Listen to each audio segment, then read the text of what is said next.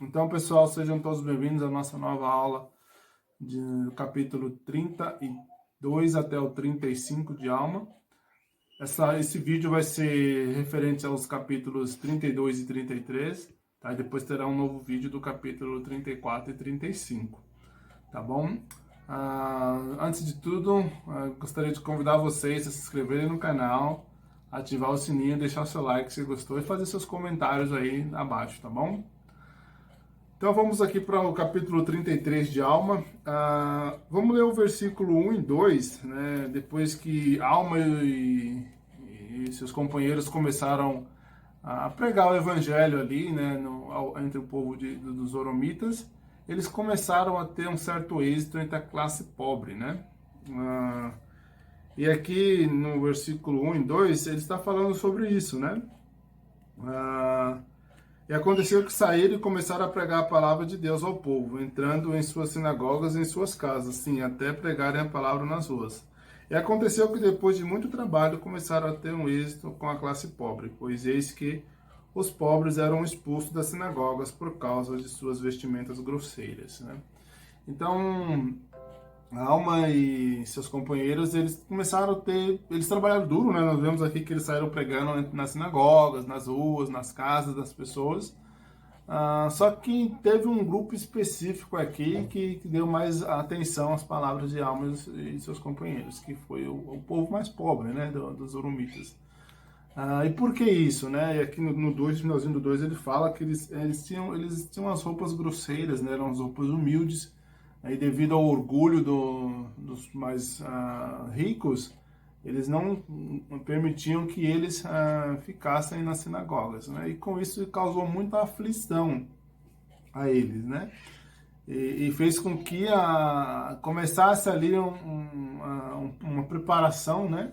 Para que eles se tornassem mais humildes, mais temente a Deus, vamos dizer, né? Que estava com o coração mais preparado para receber o evangelho através de Alma e seus companheiros. No versículo 5, aproximou-se um deles, né, que era mais influente ali entre eles, né, e conversou com Alma. E ele diz o seguinte, né, que deverão fazer estes meus irmãos, pois são desprezados por todos devido à sua pobreza, sim, e principalmente por nossos sacerdotes, pois expulsaram-nos de nossas sinagogas, em cuja construção trabalhamos muito com nossas próprias mãos. Expulsaram devido à nossa grande pobreza, e não temos um lugar para adorar nosso Deus. O que devemos fazer? Ele pergunta a Alma, né? Então eles mesmos eles se sentiram muito aflitos, né? Porque eles construíram as igrejas, né? Eles com as próprias mãos deles, né? E na hora de adorar o Deus, né, deles, eles tinham esse receio aí, tinham esse temor de chegar lá e ser expulso, né? Então eles não sabiam o que fazer, né? Porque vamos nos lembrar aqui qual era a crença dos Oromitas, né? Então eles acreditavam que só eles eram um povo eleito, né? Que Cristo não existia, né? E que eles poderiam adorar a Deus somente uma vez por semana, né? Como a gente deu na aula passada, eles subiam num púlpito lá, numa plataforma e ficavam fazendo aquela oração decorada, né? Então essa era a crença deles. Então por que eles fizeram essa pergunta à Alma, né? Porque se eles não podiam ir até as igrejas e fazer aquela oração, aquela maneira de adoração que eles acreditavam, eles não tinham outro meio de fazer, né? Não tinha o que fazer. Então eles perguntam à Alma o que eles podiam fazer para que eles pudessem adorar o seu Deus. Ao ouvir esse questionamento do líder, do mais influente deles, né? A Alma ficou muito feliz com isso, porque eles viram que o povo estava se tornando humilde devido às suas aflições, né? E por causa disso, a palavra ali poderia causar ali um efeito maior neles devido à humildade que eles estavam tendo devido às suas aflições. Vamos ler aqui Alma 32, do versículo 10 até o 13, tá bom? Que a Alma falou: Eis que vos digo, supondes que não podeis adorar a Deus a não ser em vossas sinagogas? E pergunto-vos ainda, Supondes que não podeis adorar a Deus mais que uma vez por semana? Digo-vos, ainda bem que vos afastaram de vossas sinagogas, para que sejais humildes e aprendais sabedoria, pois é necessário que aprendais sabedoria, porque foi por terdes sido afastados e desprezados por vossos irmãos, devido à vossa extrema pobreza, que haveis humilhado o vosso coração, porque fostes obrigados a vos humilhardes. E agora, porque fostes compelidos a ser humildes, benditos sois. Porque o homem, às vezes, se é compelido a humilhar-se, procura o arrependimento, e certamente quem se arrepender encontrará misericórdia. E quem encontra misericórdia e perseverar até o fim será salvo. Que a alma falou essas palavras para eles, né? Que ainda bem que eles estavam sendo expulsos das sinagogas deles, porque não é necessariamente um local específico, um púlpito específico, um local onde eles pudessem adorar a Deus, né? Eles podem fazer isso em qualquer lugar. Então a alma, quando falou isso para eles, ele sabia que as coisas não eram como eles eram ensinados. Eles poderiam sim adorar a Deus em outros lugares. Então a alma faz esses questionamentos a eles, porque eles tinham essa tradição, né, que eles iam tendo, né, esse ritual que eles iam fazendo de ir até a sinagoga e subir no púlpito e fazer aquela oração decorada, né, que eles faziam. Então, por isso, a alma faz essas perguntas a eles, né? Supondo que podeis adorar a Deus a não ser em vossas sinagogas, né? E tudo isso, a alma fala, né? Que só pode adorar a Deus uma vez por semana. Ele fala que uma coisa bem específica que a alma falou na Escritura é que eles precisam aprender sabedoria, né? E o que seria essa sabedoria que eles precisam aprender, né? Sabedoria é uma palavra que às vezes muitas pessoas talvez não compreendam ou entendam de maneira que o sentido da ação em si, né? Não entendam o sentido da ação em si. Então, sabedoria é a capacidade de julgar corretamente, né? Vamos dizer que é um dom que Deus nos dá, né? Então, pense em Salomão, quando ele era o rei, né? O que ele pediu a Deus? Sabedoria. E Deus deu sabedoria para ele, né? Também podemos chamar que é um dom de Deus, né? Que o Senhor nos dá essa capacidade de julgar, né, corretamente, né? De fazer as coisas corretamente. Claro que você precisa ter conhecimento, né? O Senhor nos dá conhecimento aí através, né? Então, também do nosso esforço e através de revelação que o Senhor nos dá pessoalmente, né? Também. Então, isso nos torna capaz de julgar corretamente, né? Então, os zoromitas, esses dessa classe mais pobre, eles não estavam tendo essa sabedoria, eles não tinham esse conhecimento de poder fazer a maneira correta. Por isso que eles perguntavam a alma o que deveriam fazer, né? Porque eles só tinham o entendimento de que só poderiam adorar a Deus uma vez por semana e nas sinagogas, né?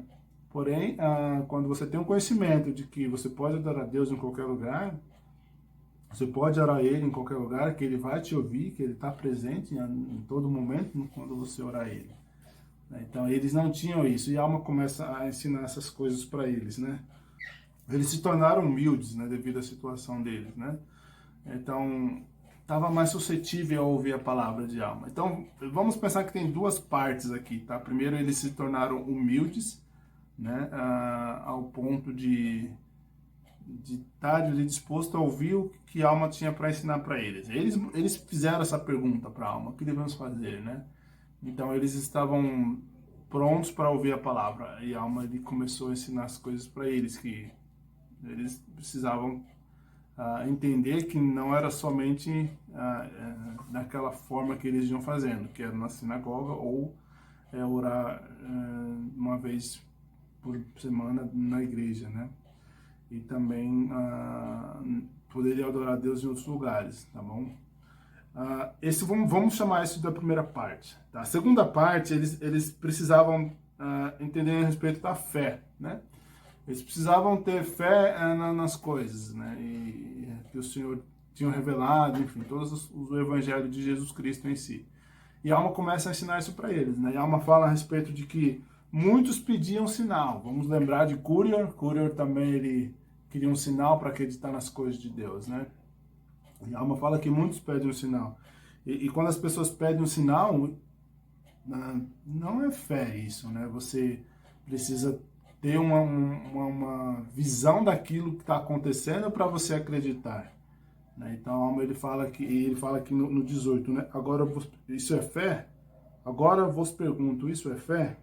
Eis que vos digo não, porque se um homem sabe uma coisa, não tem motivo para crer, porque a sabe, né? Então, se você já viu, você sabe que é verdade, né? Você não precisa ter fé, né? A fé é a esperança daquilo que se não vê, mas que é verdade, né? Então, se você não viu, mas você crê que existe, que é verdadeiro, isso é fé, né? Então, a alma começa a ensinar eles a respeito da fé, né? Então, vamos ler agora aqui a passagem de Alma 27 até 30, o que está dizendo. Então, Mas irmãos, eis que se despertardes e exercitardes vossas faculdades, pondo à prova minhas palavras, e exercitardes uma partícula de fé, sim, mesmo não tenhais mais que o desejo de acreditar, deixai que esse desejo opere em vós, até acreditardes, de tal forma que possais dar lugar a uma porção de minhas palavras. Compararemos a palavra a uma semente. Ora, se derdes lugar em vosso coração para que uma semente seja plantada, eis que se for uma semente verdadeira, ou seja, uma boa semente, se não lançardes fora por vossa incredulidade, resistindo ao Espírito do Senhor, eis que ela começará a inchar em vosso peito, e quando tiverdes essa sensação de crescimento, começareis a dizer a vós mesmo: deve ser uma boa semente, ou melhor, a palavra é boa, porque começa a dilatar-me a alma. Sim, começa a iluminar-me o entendimento. Sim, começa a ser-me deliciosa. Ora, eis que isto não aumentaria a vossa fé? Digo-vos que sim. Não obstante, não cresceu a ponto de transformar-se em um perfeito conhecimento. Mas eis que quando a semente incha e brota e começa a crescer, então deveis dizer que a semente é boa, porque eis que inchou e brotou e começou a crescer. E agora eis que isto não fortalecerá a vossa fé?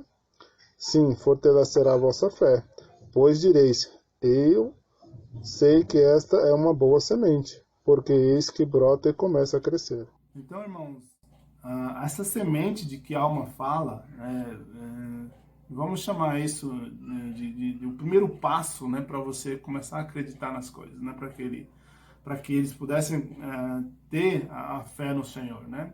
É deixar que essa semente seja plantada no coração e ser cultivada, né? Ela precisa ser cultivada, né? Então, que eles dessem essa oportunidade de que, ao ouvir as palavras que a alma estava dizendo, eles iriam sentir que isso era bom, que a palavra é boa, né?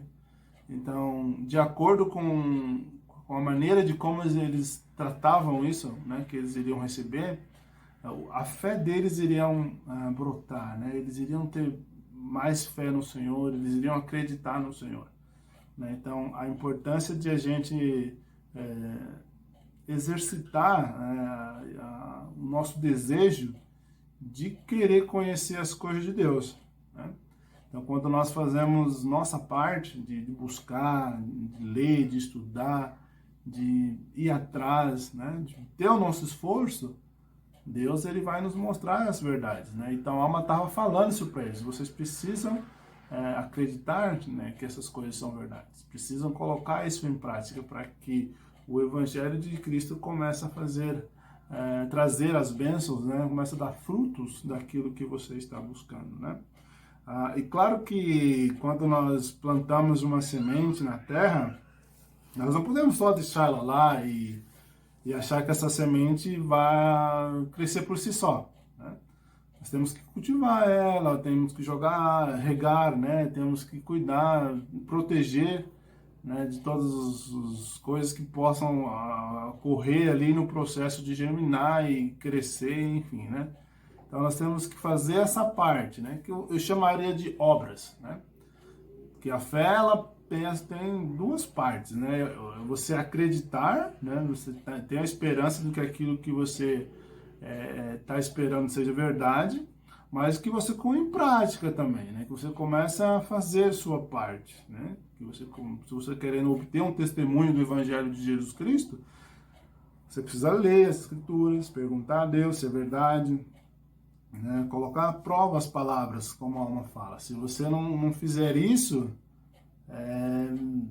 não vai ter frutos, né? A semente, ela não pode germinar e ela pode secar e morrer, né?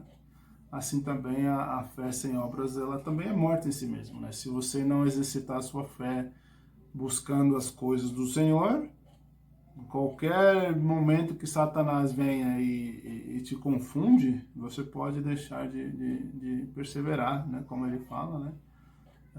Para você ter um testemunho ou continuar firme no caminho do Senhor.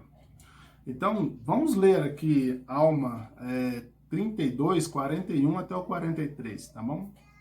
Irmãos, Se, porém, cultivardes a palavra, sim, cultivardes a árvore quando ela começar a crescer, com vossa fé, com grande esforço e com paciência, esperando o fruto, ela criará raiz, e eis que será uma árvore que brotará para a vida eterna. E por causa de vosso esforço e de vossa fé e de vossa paciência em cultivar a palavra para que crie raiz em vós, eis que pouco a pouco colhereis o seu fruto, que é sumamente precioso, que é mais doce que tudo que é doce, que é mais branco que tudo que é branco, sim, e mais puro que tudo que é puro, e banquetear-vos-eis com esse fruto, até vos fartardes, de modo que não tereis fome nem tereis sedes. Então, meus irmãos, colhereis a recompensa de vossa fé, e de vossa diligência, e paciência, e longanimidade, esperando que a árvore vos dê fruto. irmãos, a fé, como eu falei, sem obras é morta em si mesmo. Então você precisa exercitar essa parte, né? A parte de colocar a prova, de ter o esforço ali, de buscar fazer a sua vontade, a sua vontade de querer saber as coisas, ela é muito importante, né? Para que as bênçãos de Deus ela venha. Talvez não venha imediatamente, né? Como a alma fala, você precisa ter paciência e cultivar a palavra, né? E assim o Senhor vai te mostrar a verdade, né? Assim como muitas pessoas na igreja. Comigo, por exemplo, quando eu obtive meu testemunho, eu li o livro de Mórmon, orava constante e falava para os missionários: olha, eu ainda não recebi uma resposta de minha oração. E o que eles me falavam? Continua lendo e continua orando, perguntando a Deus se é verdade. E eu fui fazendo isso várias vezes durante aquele tempo que eu estava sendo ensinado por eles, né?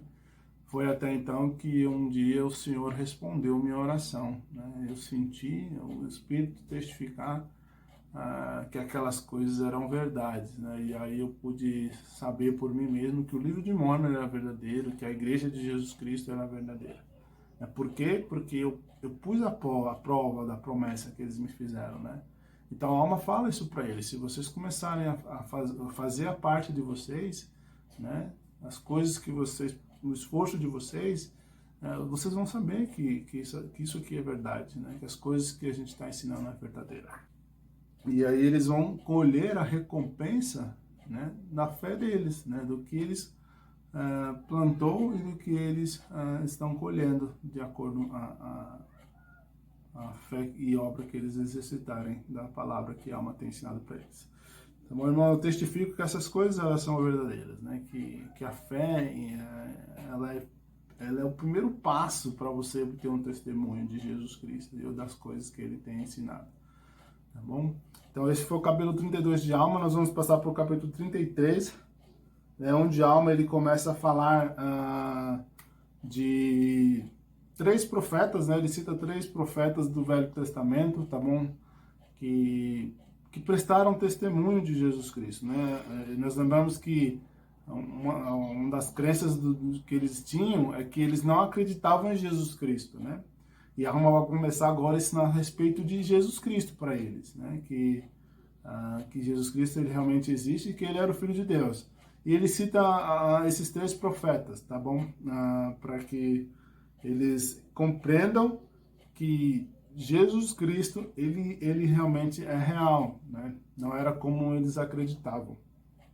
Após essas palavras que Alma ele falou com eles, eles fizeram uma pergunta para Alma, né? Aqui no versículo 1 do capítulo 33, eles fazem essa pergunta, né? Que eles deveriam acreditar em um Deus para assim poderem obter aquele fruto de que ele havia falado, né? Ou como deveriam plantar a semente, ou a palavra de que havia falado, a qual ele